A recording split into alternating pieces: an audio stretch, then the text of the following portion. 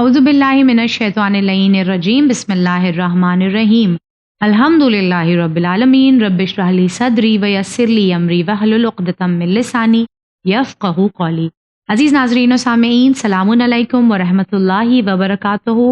खैर मक़दम है आप सभी का इस प्रोग्राम में जिसे हम कहते हैं कॉमन बट ह्यूज सिंस। वो गुनाह जो आज इतने आम हो चले हैं माशरे में कि उन्हें गुनाह की फहरिस्त से हमने हटा दिया है, ये समझते हुए कि हर कोई कर रहा है तो फिर ये गुनाह नहीं होगा। लेकिन दर हकीकत वो गुनाह ने कबीरा में से हैं, वो अफजल गुनाहों में से हैं, वो बड़े गुनाहों में से हैं जो हो सकता है हमारी बख्शिश के रास्ते में एक बड़ा पत्थर बनकर खड़े हो जाएं। और इसी मकसद के साथ इस प्रोग्राम को लेकर आते हैं कि हम आगाह हो सकें इन गुनाहों से, हम इस धोखे में ना आ जाएं कि माशरा अगर इसे कर रहा है तो फिर ये गुनाह नहीं है, और हम वाकिफ़ रहें कि इस गुनाह की वजह से हमारी ज़िंदगी और हमारी आखिरत में क्या क्या मसाइल पेश आ सकते हैं। आज जिस मौजू का हमने इंतखाब किया है वो है बेहिजाबी। आज माशरे में बेहिजाबी इतनी आम हो चली है कि जनाब फ़ातिमा ज़हरा सलामुल्लाहि अलैहा और जनाब ज़ैनब की कनीज़ कहने वाली ख़वातीन भी अपने आप को हिजाब में नहीं रख पाती हैं, और उसके बाद ये भी तसव्वुर करती हैं कि ये अपने आप में कोई बहुत बड़ा गुनाह नहीं है। तो आइए देखें कि ये अपने आप में कितना बड़ा गुनाह है, अल्लाह की रहमत से वो कितना दूर होता है जो हिजाब से दूर है। और इस गुफ्तगू में मेरे साथ ख्वाहर अज़मी ज़हरा रिज़वी मौजूद हैं। गुफ्तगू का आगाज़ उनके इस्तक़बाल से करते हैं। अस्सलाम वालेकुम ख्वाहर। वालेकुम अस्सलाम व रहमतुल्लाहि व बरकातहू। आपका बहुत शुक्रिया ख्वाहर इस गुफ्तगू में हमारे साथ मौजूद होने के लिए। जज़ाकल्लाह। अगर ख्वाहर हम बेहिजाबी के एतबार से गुफ्तगू कर रहे हैं तो सबसे पहले तो मैं ये चाहती हूँ कि आप ये बयान फरमाएं, इससे पहले कि जब ये एपिसोड हमारा यूट्यूब पर टेलीकास्ट किया जाए और उस पर कमेंट्स आएँ कि आप खुद तो बेहिजाब बैठी हुई हैं, मुंह खोल के बैठी हुई हैं और आप हिजाब के बारे में बात कर रही हैं, मैं चाहती हूँ आप उन बारीकियों को यहाँ पर शरीयत की मेंशन करें जो मुझे और आपको इजाज़त देती है कि हम हिजाब के साथ अल्हम्दुलिल्लाह अपनी फ़िक्र को लोगों के सामने रख सकें। औज़ु बिल्लाहि मिनश शैतानिर रजीम बिस्मिल्लाहिर रहमानिर रहीम। बेशक जब बात हिजाब की होती है तो ये कमेंट्स अक्सर ख़वातीन सुनती हैं जो बाहिजाब होकर हिजाब की अहमियत को बयान कर रही होती हैं। चेहरे का खोलना, जैसे इसकी बात अक्सर लोग इसके ऊपर एतराज़ करते हैं कि भाई चेहरा खोल करके इन्होंने हिजाब की बातें की हैं तो पहले आप अपना हिजाब मुकम्मल करें। तो बात हिजाब मुकम्मल की, अगर ऐसा होता कि चेहरा बंद करने से ही हिजाब मुकम्मल है तो यकीनन हमारे उलमाए कराम मुज्तहिदीन इस चीज़ के बारे में बिल्कुल वाज़े तौर पर हुक्म दे देते कि चेहरा बिल्कुल खोलना ही हराम है। लेकिन इसके एतबार से हम जिसकी तकलीद में हैं हम देखें कि वो किस तरह से हमें इजाज़त दे रहे हैं। अगर एहतियात है तो उस मसले में हम रुजू भी दूसरे की जानिब कर सकते हैं। यानी अगर हम मुख्तसरन ये बात करें तो चेहरा खोलने की इजाज़त दीन इस्लाम हमें दे रहा है, बशर्ते ये कि उस पर कोई मेकअप ज़ीनत ना हो, कोई ज़ीनत ना हो। इंसान की जो अपनी नेचुरल ब्यूटी है, भाई इंसान के जो भी नाक जैसा भी अल्लाह ने उसे बनाया अल्लाह ने उस तरह से इस वक्त हम लोग जो यहाँ मौजूद हैं जिस एतबार से, तो ये शरई एतबार से जो हिजाब की गाइडलाइंस आयात की उसको गई हैं, हम फॉलो करके तब इस चीज को बयान कर रहे हैं। यानी कहीं से ये मामला नहीं है कि कलाइयाँ दिख रही हैं या बाल जाहिर हो रहे हैं, बल्कि अगर चेहरा खुला भी है तो उसके एतबार से भी है कि उसमें कोई ज़ीनत नहीं है और फिर हिजाब की बातें की जा रही हैं। यकीन और दीन इस्लाम इसकी बिल्कुल वाज़े तौर पर हमें इजाज़त भी दे रहा है। तो लेकिन दूसरी बारीकी यहाँ पर यह भी है ख्वाहर कि हमारी वो ख्वाहरान जो मुकम्मल हिजाब में होती हैं बज़ाहिर, लेकिन वो नौहे और मनक़बत पढ़ रही होती हैं, उसको हम हिजाब नहीं कह सकते। बात करने की इजाज़त दीन इस्लाम देता है, मगर आवाज़ को निखार के और बना के पेश करने की इजाज़त, तकरीर करने की इजाज़त है। और बात तकरीर के ज़रिए से की जाए,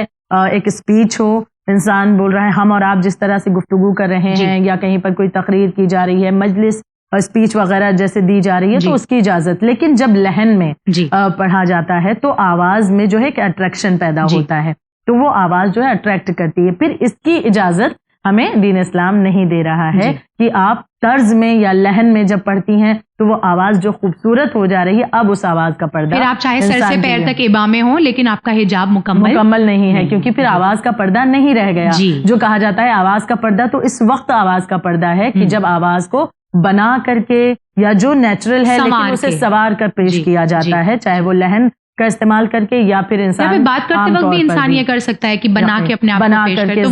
وہ بھی چیزیں غلط ہیں، یقیناً حرام کے ذمہ میں. تو خیر یہی میرا سوال کہ حجاب کے اوپر آخر اتنا زور دیا کیوں گیا ہے؟ حالانکہ ہم سبھی جو ہے وہ الحمدللہ باحجاب خواتین ہیں، اور ہم جانتے ہیں کہ ہمارے اللہ نے کیوں اسے ہمارے اوپر آیات کیا ہے، لیکن کیونکہ ان پروگرامز کو ہم ان لوگوں تک بھی پہنچانا چاہتے ہیں جو دین اسلام کی باریکیوں سے نہیں واقف ہیں، ان کے لیے اگر آپ بیان کریں کہ حجاب کیا در حقیقت عورت کو قید کرنے کے لیے اور اس کے اوپر ظلم کرنے کے لیے، جیسا آج کہا جاتا ہے کہ عورتیں اوپریسڈ ہیں، اسلام میں مظلوم ہیں، کیا اس نظریے سے عورت کو جو ہے وہ حجاب کرنے کہا گیا ہے، یا پھر اس کے پیچھے کوئی اور مقصد ہے؟ جی، اگر اس کے اعتبار سے ہم دیکھیں تو سب سے خوبصورت جملہ جو میں نے کتابوں میں بھی پڑھا اور بہت اچھا لگا حجاب کے اعتبار سے، کہ حجاب کچھ اور نہیں ایک پناہ گاہ ہے، حجاب کچھ اور نہیں ایک آزادی ہے، حجاب کچھ اور نہیں اپنے آپ کو زمانے میں لا کر کے زمانے کے ساتھ ہم قدم ہونے کا نام ہے حجاب کے ساتھ میں. دیکھیں حجاب کے ساتھ ہمیں کتنی آزادی مل رہی ہے. ایک عورت کو کبھی بھی دین اسلام ایک کمرے میں گھر میں قید کرنے کا حکم نہیں دے رہا ہے. دین اسلام یقیناً تعلیم پہ دیکھیں کتنا زیادہ زور دیتا ہے، علم حاصل کرنے پر بہت زیادہ دین اسلام نے زور دیا ہے. اب ایک خاتون اگر گھر کی چار دیواری میں قید رہے تو وہ علم کے لیے کیسے باہر نکل سکتی، کیسے علم حاصل کرے گی؟ تو اب اگر اسلام یہ کہتا کہ نہیں بھائی قید رہنا ہی حجاب ہے، تو پھر یہ چیزیں کیسے ہم دیکھ رہے ہیں؟ امور خانہ داری جو عورت کو اپنی روزمرہ کی زندگی میں انجام دینے ہوتے ہیں، وہ گھر کے کونے میں رہ کر ایک کمرے میں قید کر کے تو نہیں. بچوں کو اسکول چھوڑنے جانا ہے، ٹیوشن چھوڑنے جانا ہے، سودا لینے جانا ہے. اب شوہر تو دن بھر گھر پہ رہ کے یہ سب کرے گا نہیں. درمیان کا راستہ جو تھا وہ حجاب تھا. یقیناً تو حجاب یقیناً ایک سیکیورٹی دیتا ہے، پروٹیکشن دیتا ہے، حفاظت ہمیں ہماری کرتا ہے، ہماری عزتوں کی حفاظت کرتا ہے. اور بہترین چیز یقیناً ہم دیکھیں بہت مرتبہ یہ مثالیں دی جاتی ہیں کہ جتنی بھی قیمتی چیزیں ہوتی ہیں انہیں جو ہے چھپا کر رکھا جاتا ہے، اور جو بھی ہمارے قیمتی آرنامنٹس ہوتے ہیں انہیں چھپا کر کے رکھا جاتا ہے. تو لوگ اکثر یہ کہتے ہیں کہ جو یہ مثالیں آپ لوگ دیتی ہیں کہ قیمتی چیزوں کو چھپا کر رکھنا، تو وہ تو ایک نان لیونگ تھنگز ہیں اور وہ بے جان سی چیزیں ہیں، ان کو کیا معلوم، انہیں آپ جہاں بھی اٹھا کے رکھ دیں. تو ٹھیک ہے، یہیں پر جواب بھی موجود ہے کہ اگر وہ بے جان چیزیں ہیں، آپ میں تو جان موجود ہے، آپ کو اللہ نے عقل بھی دی ہے، تو لہٰذا آپ فیصلہ بھی کر سکتی ہیں کہ آپ کو کوئی بھی کیسی بھی نگاہوں سے دیکھے تو کیا یہ آپ کو گوارا ہے؟ آپ کی بھی ایک عزت ہے، ایک ڈگنیٹی ہے. آپ کسی کو کیسے اجازت دے سکتی ہیں کہ کوئی آپ کی اجازت کے بغیر آپ کو کسی بھی انداز سے؟ یہی وقار مجھے یاد آتا ہے، میں نے کہیں پڑھا تھا، بہت عمدہ تھا یہ اپنے آپ میں، اور مجھے لگتا ہے حجاب کی بہت اچھی ڈیفینیشن ہے یہ، جیسا آپ نے کہا کہ حجاب اپنے آپ میں ایک آزادی ہے. بے شک. اس میں یہ تھا کہ you only see what I want you to see, if this is not freedom then what is. تم وہی دیکھتے ہو میرے جسم میں سے جو میں تمہیں دکھانا چاہتی ہوں، برخلاف اس کے ان خواتین کے جو کسی بھی طریقے سے نازیبا لباس پہن کر نکل جاتی ہیں اور ان کا کوئی کنٹرول نہیں ہوتا، جو چاہے جیسی چاہے نظر ان کے اوپر ڈال سکتا ہے. تو یہ آزادی نہیں ہے، تو پھر آزادی کیا ہے؟ یقیناً تو حجاب بس آزادی کا نام ہے کہ آپ حجاب کے ساتھ یعنی ایک پروٹیکشن آپ کو مل گئی، اس کے ساتھ آپ گھر سے باہر نکلیں، علم حاصل کریں، کسی بھی شعبے میں آپ مہارت حاصل کر سکتی ہیں اور بلندیوں پر آپ جا سکتی ہیں. اور الحمدللہ مسلمان خواتین کہاں نہیں موجود ہیں. ہم دیکھیں کہیں پر کوئی کسی اعتبار سے کوئی ٹیچر ہے، کوئی ڈاکٹر ہے، انجینئر ہے، پائلٹ ہے، حجاب کے ساتھ رہ کر بھی اپنی ذمہ داریوں کو، گھر کی ذمہ داریوں کو، سماجی زندگی کی ذمہ داریوں کو ہر ایک کو بخوبی انجام دے رہی ہیں اور حجاب کے ساتھ انجام دے رہی ہیں. تو حجاب کہیں پر ایک رکاوٹ نہیں ہے، بلکہ حجاب تو ایک طاقت بن کر کے سامنے آتا ہے کہ جب ہم با حجاب ہیں تو ہمیں کوئی ڈر نہیں، کوئی خوف نہیں کہ کون سی نگاہیں کس طرح سے نگاہیں اٹھیں گی پر وہ ہم تک پہنچیں گی. بالکل، کیونکہ ایک بیریئر ہے درمیان میں، ایک رکاوٹ ہے جس کی وجہ سے ایک شیلڈ ہے کہ جو آپ کیسی بھی نگاہوں سے دیکھیں ہمیں پتہ ہے ہم نے اپنے آپ کو یقیناً ہم نے اپنے آپ کو محفوظ کر رکھا ہے، ہم آپ کو اجازت دے ہی نہیں رہے اس حجاب کے ذریعے سے. تو لہٰذا ہم نے اپنی عزت کو اور زیادہ عزت دار بنایا ہے، اس کا نام ہی حجاب ہے. جی بالکل. اور قرآن مجید میں اللہ نے حجاب کے سلسلے میں کیا ارشاد فرمایا ہے اور کس طریقے سے اس پر زور دیا ہے؟ بالکل مشہور آیت، 2 آیتوں کا ذکر کیا جاتا ہے جب بات حجاب کی چلتی ہے. ایک سورہ نور کی آیت نمبر 31. سورہ نور کی آیت نمبر 31 میں خداوند عالم ارشاد فرماتا ہے کہ مومن عورتوں سے کہہ دو کہ وہ اپنی نظریں نیچی رکھیں اور اپنی شرمگاہوں کی حفاظت کریں اور اپنی خوبصورتی کو ظاہر نہ کریں سوائے اس کے جو ظاہر ہے، اور وہ اپنا خمر اپنے سینوں پر رکھیں. پورا طریقہ حجاب کا سمجھا دیا اس ایک آیت گیا ہے اس آیت مبارکہ میں، جسے بارہا جو ہم تلاوت بھی کرتے ہیں اور اس کا ترجمہ بھی جانتے ہیں، اور حجاب کے متعلق جب بھی گفتگو ہوتی ہے اس آیت کا سہارا ضرور لیا جاتا ہے. تو اس میں بڑے خوبصورتی کے ساتھ بالکل بات کو واضح بھی کر دیا گیا. اور دوسری آیت مبارکہ جو دلیل کے طور پر ہے سورہ احزاب کی آیت نمبر 59 کہ اے پیغمبر آپ اپنی بیویوں، بیٹیوں اور مومنین کی عورتوں، یعنی تمام کو یہاں پر شامل کیا جا رہا ہے، کہ آپ اپنی بیویوں، بیٹیوں اور مومنین کی عورتوں سے کہہ دیجئے کہ اپنی چادر کو اپنے اوپر لٹکائے رہا کریں، کہ یہ طریقہ ان کی شناخت یا شرافت سے قریب تر ہے، اور اس طرح ان کو اذیت نہ دی جائے گی، اور خدا بہت بخشنے والا اور مہربان ہے. اور بے شک ہم دیکھیں کہ آج زمانے میں جو عورتوں کو باہر نکلتی ہیں اذیتیں دی جاتی ہیں، بڑھتے ہوئے ریپ کیسز جو ہیں، جب ان کا جائزہ لیں تو کہیں نہ کہیں زیادہ تر معاملات یہ ہیں کہ بے حجابی کی بنا پر ایسی چیزیں سامنے آتی ہیں. ایک دیکھیے بہت اچھا نقطہ جب آپ نے جیسے یہ کہا وہ مجھے یاد آیا کہ جیسے ہی ہم یہ کہتے ہیں کہ بے حجاب خواتین جو ہیں ریپ صرف ان کے ساتھ ہوتا ہے، یا وہ عورتیں جو حجاب میں لوگ یہی کہتے ہیں کہ ایک 6 سال کی بچی یا ایک 2 سال کی بچی یا 1 سال کی بچی، بہت افسوس کی بات ہے کہ معاشرے میں یہ گناہ موجود ہیں کہ 1 سال کی بچی، 8 مہینے کی بچی، ان کے ساتھ بھی یہ گناہ ہمیں رونما ہوتے ہوئے نظر آتے ہیں. تو ان کا سوال یہ ہوتا ہے کہ اس بچی کی آخر کیا خطا تھی، اس نے حجاب نہیں کیا تھا تو کیا. اس پر ہم لوگ کالج ڈیز میں جو ہے وہ ایک ڈسکشن میں گئے ہوئے تھے جہاں پر یہی ڈسکشن ہو رہا تھا کہ عورتوں کو ماڈسٹ کپڑے پہننے چاہیے نہیں. تو وہاں ایک لیکچرر آئی ہوئی تھی جنہوں نے بہت اچھی مثال دی تھی. انہوں نے یہ کہا کہ آپ اگر ایسے کپڑے پہن کر نکلتی ہیں کہ جو حجاب کے دائرے میں نہیں ہے یا جو نازیبا ہیں، حجاب چھوڑ دیجیے نازیبا کی ہم بات کریں اگر، اور اس کے بعد ہو سکتا ہے آپ کے پاس اتنی قوت ہے اور اتنی قدرت ہے، آپ کے ساتھ کچھ لوگ ہیں جس کی وجہ سے، یا آپ اکیلے اپنے آپ میں بھی اتنا اعتماد رکھتی ہیں کہ آپ کے ساتھ کوئی کچھ کر نہیں سکتا ہے، لیکن آپ کو دیکھنے کے بعد جو خواہش ایک انسان کے اندر جاگی تھی، ایک برے ذہن والے انسان کے اندر جاگی تھی، اسے پوری کرنے کے لیے اب وہ 1 سال کی بچی کے پاس جائے گا. تو ہوا یہ کہ اس بچی کا کوئی قصور نہیں تھا، لیکن کام آپ کی بے حجابی نہیں کیا ہے. تو جب یہ سوال ہم سے پوچھا جاتا ہے تو یہ جواب بہت سٹیک بیٹھتا ہے اس پر کہ بے حجابی نہ کرنے سے، جو موویز میں ہم دیکھتے ہیں آئٹم سانگز اور یہ سب، ان کو تو کوئی کچھ نہیں کر سکتا ہے کیونکہ ان کے ساتھ سیکیورٹی چل رہی ہے سب کچھ، لیکن آپ نے کام کیا کیا ہے، آپ نے آگ بھڑکا دی ہے. اب اس کو بجھانے کے لیے وہ 8 سال کی بچی کے پاس جائے گا، وہ 6 سال کی بچی کے پاس جائے گا، وہ 1 سال کی بچی کے پاس جائے گا. بالکل یہ بات حقیقت ہے، اور یہ تلخ حقیقت ہے کہ ہم زمانے میں اس چیزوں کو دیکھ رہے ہوتے ہیں، اور پھر جب ایسے لوگوں سے جو ایسے گناہ کرنے والے مجرم ہوتے ہیں تو ان سے جب پوچھا جاتا ہے تو وہ ان کی دیکھیے انٹرویو وغیرہ بھی اگر پڑھیے تو وہ یہ چیزوں کو کہتے ہیں کہ بھائی ہم نے فلاں کو ایسا دیکھا تھا یا میگزین پڑھی تھی یا فلاں کے بارے میں، یعنی بے حجابی کہیں نہ کہیں جو ہے وہ کام کر رہی ہوتی ہے. یہی تو وجہ ہے کہ بے حجابی کے ذریعے دراصل عورت کو ایک سیکشول کموڈیٹی کے طور پر پیش کیا جاتا ہے اور اس کو ایک آبجیکٹ بنا کر رکھ دیا گیا ہے خاتون کو. اور حجاب جو ہے اسے کوئی ایک پروڈکٹ یا کوئی آبجیکٹ نہیں بناتا ہے، بلکہ اسے ہمت اور طاقت دیتا تم انسان ہو اور انسان بن کر کے جیو. تو لہٰذا تمہاری بھی عزت ہے، وقار ہے، تمہاری بھی یہ چیزیں ہیں کہ تمہاری اپنے لیے لمیٹیشن رکھو کہ بھائی میری فلاں انسان کی مجھ تک پہنچنے کی یہ لمٹ ہے، وہ مجھے دیکھے اس کی یہ لمٹ ہے، میرے محرم مجھے دیکھیں ان کی یہ لمٹ ہے، میرے نامحرم کتنا دیکھیں ان کی یہ لمٹ ہے. تو یہ تمام لمٹ کو کون ڈیسائیڈ کر رہا ہے؟ حجاب ڈیسائیڈ کر رہا ہوتا ہے. آپ کو کموڈیٹی نہیں بنا رہا ہے، اور اسپیشلی کوئی سیکشول کموڈیٹی نہیں جو ہوس پرست نگاہیں اٹھتی ہیں ان کا شکار ہوتے ہوئے، نہیں، بلکہ آپ کو عزت دیتا ہے. تو یقیناً عزت چاہیے، اور آپ کی شناخت جو ہے وہ آپ کی زبان بنتی ہے، آپ کی عقل بنتی ہے، بجائے اس کے کہ آپ کا لباس آپ کا تعارف دے.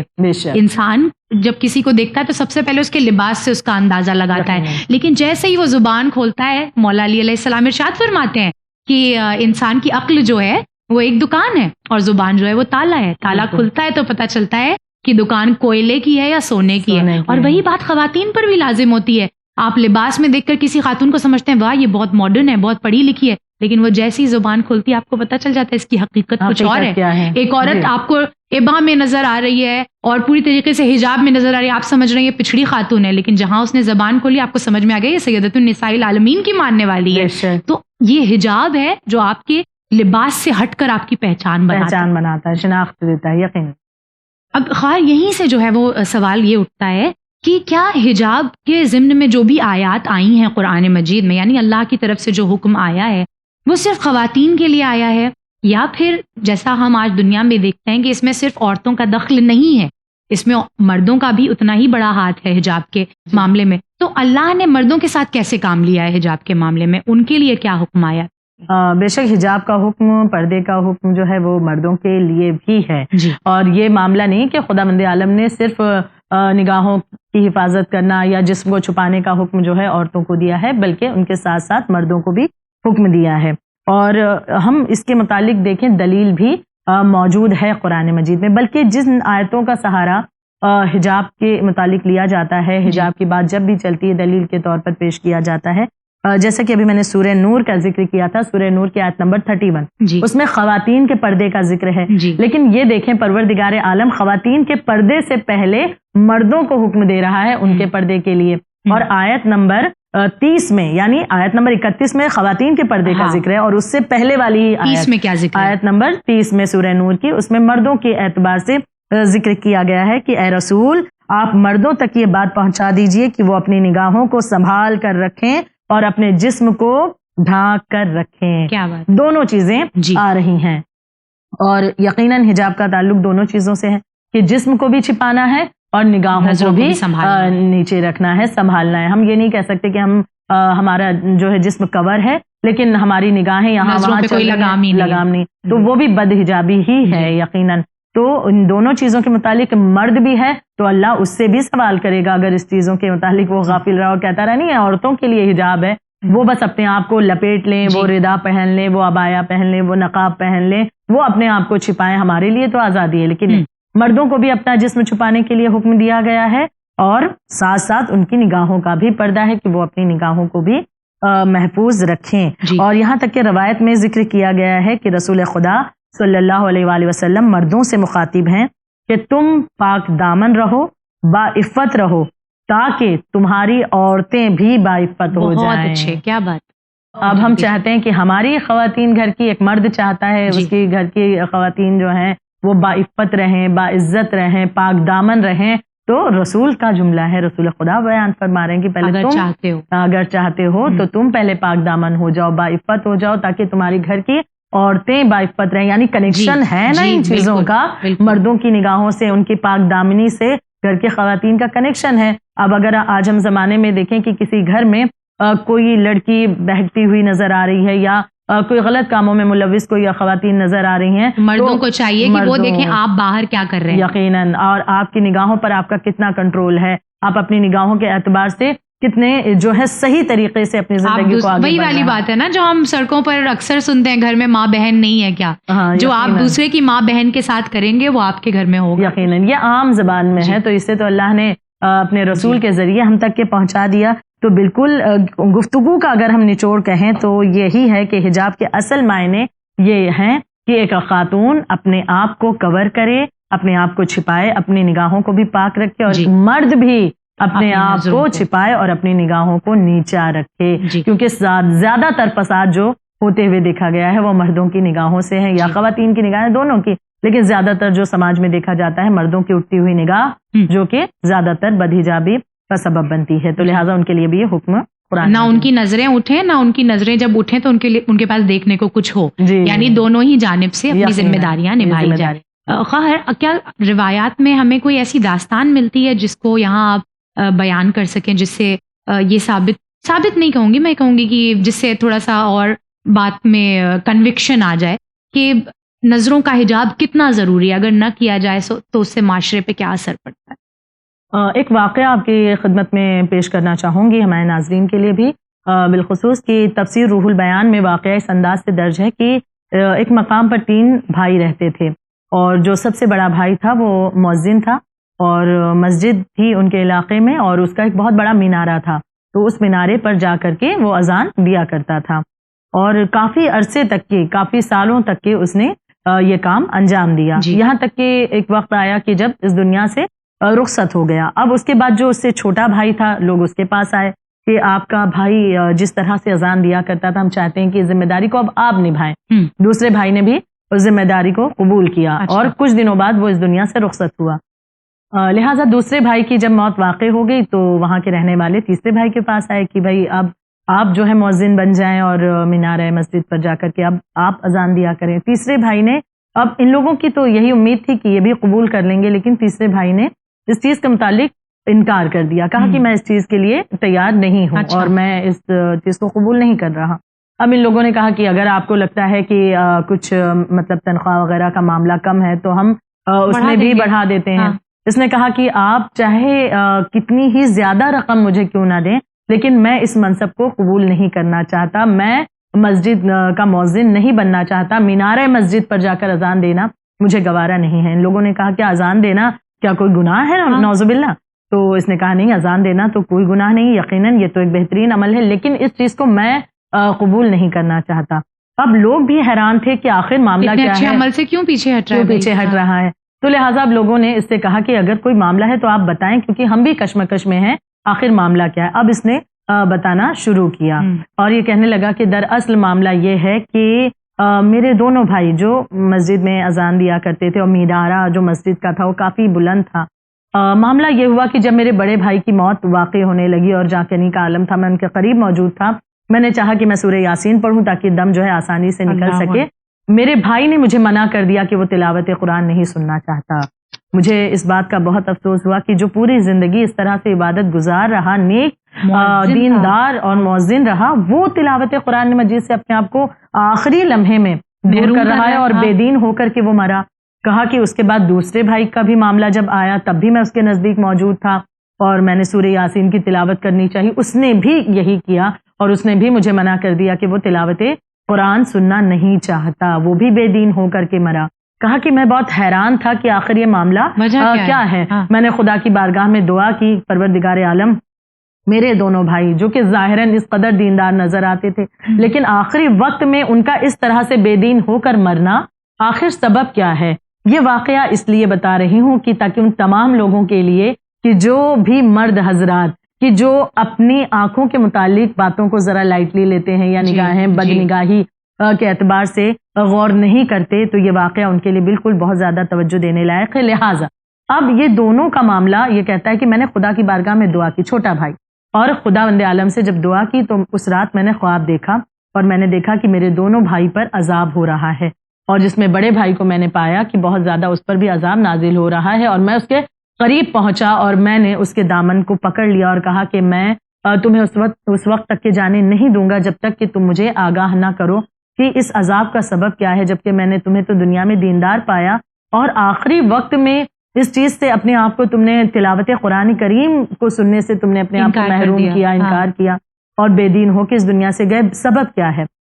کہنے لگا کہ اب میرے بڑے بھائی نے مجھے بتایا کہ دراصل ایک ایسا گناہ تھا کہ جس کی وجہ سے میں ظاہراً تو میں دیندار دکھتا تھا لیکن اس ایک گناہ کی وجہ سے میں بے دین ہو کر مرا اور دین سے دور ہو گیا. اور وہ گناہ یہ تھا کہ جب بھی میں مینار مسجد پر اذان دینے کے لیے جاتا، مسجد کا جو مینارہ کافی اونچا تھا اس پر جب بھی میں چڑھتا اذان دینے کے لیے تو اس علاقے کے گھروں کی خواتین مجھے دکھائی دیتی اور میں ان کو غور سے دیکھا کرتا، بلکہ اس چیز کی جستجو میں مجھے بہت زیادہ اس چیز کا شوق پیدا ہو گیا اور میں بڑی خوشی خوشی مینارے پر اس غرض سے جاتا، مجھے یہ نیت نہ ہوتی کہ اذان دے کر کے ایک ثواب حاصل کرنا ہے، بلکہ یہ ہوتا کہ آج پھر خواتین کا دیدار میں کروں گا. میں نے اپنی نگاہوں کو محفوظ نہیں کیا، اس مینارے پر چڑھتا اور وہاں کے گھروں کی عورتوں کو دیکھا کرتا، اپنی نگاہوں کو محفوظ نہیں کیا میں نے، تو لہٰذا اس گناہ کے سبب میں بے دین ہو کر مرا. اور یہی کام میرے چھوٹے بھائی نے بھی جب اسے اس منصب پر لایا گیا اور اسے وہ مؤذن بنا، اس نے بھی یہی انجام دیا، تو لہٰذا اس کے لیے بھی یہی سزا ہوئی اور وہ بھی یہاں پر عذاب کا شکار ہو رہا ہے. یہی وجہ ہے کہ میں ذکر کرتی چلوں آپ کے سامنے کہ وہ اس شخص نے اسی وجہ سے انکار کیا یقیناً. اور عذاب جو ہے آنکھوں کا کہ بروز قیامت کے روایتوں میں ذکر کیا گیا ہے کہ انسان کو جب قبروں سے اٹھایا جائے گا اور جس نے اپنی نگاہوں کو محفوظ نہیں رکھا تو کٹیلی جھاڑیاں اس کی آنکھوں میں ڈالی جائیں گی اور اس کی آنکھیں پھوٹیں گی. خدا پھر حکم دے گا کہ اس کی آنکھوں کو بناؤ، کیونکہ اس نے بد نگاہی کی تھی، اپنی آنکھوں کو محفوظ نہیں رکھا، نامحرموں کا دیدار کرتا رہا یا کرتی رہی، چاہے عورت ہو یا مرد ہو، دونوں کے لیے عذاب یہ رکھا گیا ہے. اور وہ آنکھیں پھر سے اللہ بنائے گا، پھر عذاب نازل ہوگا قیامت کا پورا ایک دن. اور قیامت کا دن ایک دنیا کے اعتبار سے اگر اندازہ لگائیں تقریباً 50,000 سال کے برابر سوچے ہم اس عذاب کو کس طرح برداشت کر یہاں پر پائیں وہ گے. خواتین غور کریں کہ جو یقیناً ہمارے درمیان بہت ہی دردناک باحجاب نظر آتی ہیں لیکن نگاہوں کا پردہ نہیں کرتی ہیں. اور ہم دیکھتے ہیں ہمارے درمیان بہت ساری ایسی مثالیں, اللہ اس غیبت میں نہ شمار کرے کہ ہم جو ہے وہ کسی مومن کی دل آزاری یہاں نہیں چاہ رہے ہیں, مگر ایسی مثالیں ہمارے یہاں موجود ہیں. ہم دیکھتے ہیں ایسی خواتین ہیں جو گلوز بھی پہنی ہوئی ہیں, ساکس بھی پہنی ہوئی, مکمل حجاب ہے, اور اس کے باوجود جو ہے وہ نگاہوں کا پردہ اگر نہیں ہے تو پھر اس عذاب میں یقیناً وہ جو ہے مبتلا ہوں گی یا ہوں گے. تو لہٰذا سب سے اہم چیز دونوں چیزیں حجاب کے لیے معنی رکھتی ہیں, مرد اور عورتیں دونوں کے اعتبار سے, کہ اپنے جسم کو بھی ڈھانکیں, اس کی حفاظت کریں. جو شرائط بیان کی گئی ہیں جسم کو چھپانے کی, اس اعتبار سے جسم کو بھی چھپایا جائے اور ساتھ ساتھ اپنی نگاہوں کو بھی نیچی رکھا جائے, اسے محفوظ رکھا جائے, تاکہ نگاہوں کے اعتبار سے بھی ہم خدا سے کہہ سکیں پروردگار عالم تیرے حکم کو ہم نے پامال نہیں کیا, ہم نے اس کی حفاظت کی ہے, اپنی نگاہوں سے نامحرموں کا دیدار نہیں کیا, اسے پاک و منزہ رکھا ہے. اس میں خواہر جو ہے وہ ہم سیریلز جو دیکھتے ہیں, موویز جو ہیں, وہ سب کچھ آ جاتا ہے. یقیناً یہ بالکل اچھا پوائنٹ ہے آپ کا کہ ہم یہ سوچتے ہیں بعض اوقات ہم سڑک پر وہی والی بات جو ہمارا ٹاپک ہے کامن بٹ ہیوج سنس, ہم سمجھتے ہیں سیریل دیکھنا کون سا بہت بڑا اور سیریل میں دیکھ رہے ہیں کوئی بھی ایکٹر کو دیکھ رہے ہیں, خواتین ایکٹر کو دیکھ رہی ہیں یا مرد حضرات ہیں ایکٹریسز کو دیکھ رہے ہیں, ان کے لباس اتنے بدترین ہو رہے ہیں لیکن اس کے باوجود انہیں دیکھا جا رہا ہے. تو اب جو یہ برہنہ انہیں اس طرح سے دیکھا جا رہا ہے, کیا یہ گناہ نہیں؟ یقیناً یہ بھی گناہ ہے. اپنی نگاہوں کو محفوظ نہیں کیا, کیوں ایسی چیزیں دیکھیں گی جو بدنگاہی میں آ رہی ہیں؟ یہ بھی تو یقیناً یعنی صرف سوشل لائف میں آپ لوگوں سے جب ملتے ہیں اس کا صرف وہیں تک قید نہیں ہے. یعنی حجاب کو ہم صرف کپڑوں سے نہ جوڑیں کہ حجاب کا مطلب ہے بس ہم نے اپنے آپ کو چھپانے کے لیے ایک چادر جو ہے پہن لی یا عبایا, یا مرد حضرات ہیں انہوں نے ایسے کپڑے پہن لیے کہ جتنا حکم ان کے لیے آیا ہے تو ان چیزوں کو انجام دے دیا تو ہو گیا حجاب. نہیں, اور اس کے بعد جو موبائل میں یا ٹی وی پر جو غلط چیزیں یا نامحرموں کا دیدار کرتے رہے تو یہ بھی تو تمام بے حجابی پردہ تو نہیں ہو رہا. یقیناً یہ چیزیں بھی ہیں کہ جو ہمیں خیال رکھنے کی ضرورت ہے. یعنی وہی والی بات کہ کتنا ہی کامن کیوں نہ ہو جائے, گناہ ہی رہے گا. بالکل, اللہ ہمیں توفیق دے کہ ہم جن باتوں کو ناظرین کے لیے لے کر آ رہے ہیں اس پر پہلے خود عمل پیرا ہو سکے انشاءاللہ, اور پھر تب شاید ہماری زبانوں میں زیادہ اثر ہوگا, اور انشاءاللہ اگر ایک بھی جو ہے وہ سدھر جائے یا راہ راست پر آ جائے یا حجاب کی طرف مائل ہو جائے تو ہمارے لیے جزائے خیر ہے. بہت بہت شکریہ خواہر آپ کا کہ آپ نے اس گفتگو کو ہمارے لیے بیان فرمایا. اللہ آپ کو جزائے خیر سے نوازے. بہت شکریہ. ناظرین گرامی, یہ کامن بٹ ہیوج سنس کے اعتبار سے ہمارا موضوع آج کا بے حجابی, جو ہمیں بہت کامن نظر آتا ہے, بہت عام نظر آتا ہے, اور ہم دیکھتے ہیں اپنے ارد گرد کے اب تو لوگ بعض دفعہ مجلسوں میں بھی آنے میں حجاب کرنے کو ضروری نہیں سمجھتے, صرف ایک ردا ڈالا یا سر پہ دوپٹہ ڈالا اور سمجھ لیا کہ ہم مجلس جا رہے ہیں تو اس لیے اتنا حجاب کافی ہے. نہیں, ہم اپنے اللہ سے اگر قریب ہونا چاہتے ہیں, اگر ہم یہ چاہتے ہیں کہ ہمارے بچے ایک ایسے معاشرے میں پروان چڑھیں جہاں ان کی عزت اور عفت محفوظ رہے, تو ہمیں شروعات آج سے کرنی ہوگی. کیونکہ یہ بے حجابی جو اپنے آپ میں بہت چھوٹا سا عمل لگتی ہے, یہ اپنے آپ میں بہت گھنونے گناہوں کو چھپائے ہوئے ہے, کہ جس کے نتائج میں جیسا میں نے بیان فرمایا, جیسا خواہر نے بیان فرمایا, ضروری نہیں ہے کہ کسی ایک عمر دراز عورت کی ہی آبرو پامال کی جائے گی. اس کا شکار جو ہے وہ ایک چھوٹا سا بچہ, ایک چھوٹی سی بچی بھی ہو سکتی ہے. تو اپنی طرف سے یہ کوشش کریں کہ کسی کی زندگی برباد کرنے میں ہمارا کوئی ہاتھ نہ ہو, اور یقیناً اللہ نیتوں کا جاننے والا ہے. دوبارہ حاضر خدمت ہوں گے کامن بٹ ہیوج سنز میں کوئی اور گناہ کبیرہ لے کر. بنے رہیے چینل ون کے ساتھ. فی امان اللہ.